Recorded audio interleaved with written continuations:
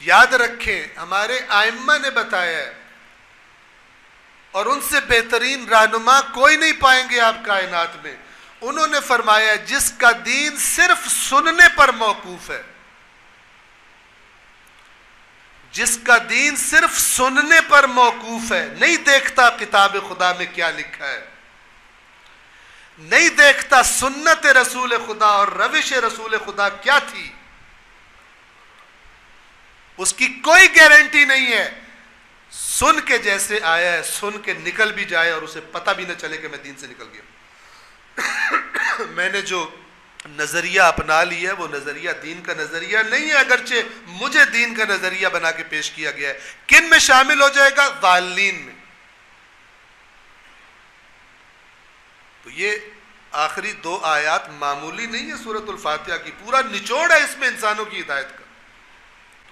ایک تو یہ کہ تم ہر وقت تمہارے اندر تڑپ اور طلب ہو کہ اللہ تمہاری رہنمائی کرے.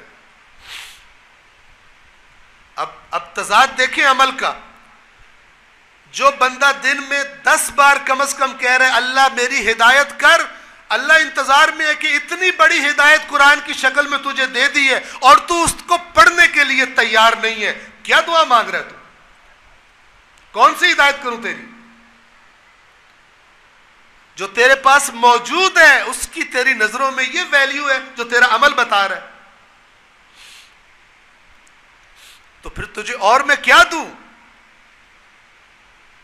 اور اگر اللہ تبارک و تعالی ہی کے لفظوں میں آپ کی خدمت میں عرض کروں تو اللہ قرآن مجید میں یوں فرماتا ہے فَبِأَيِّ حَدِيثٍ، تو پھر اور کون سی بات پر بعد اللہ و آیاتہ یؤمنون، اللہ اور اس کی آیات کے بعد پھر اور کون سی چیز ہے جس پر یہ ایمان لائیں گے،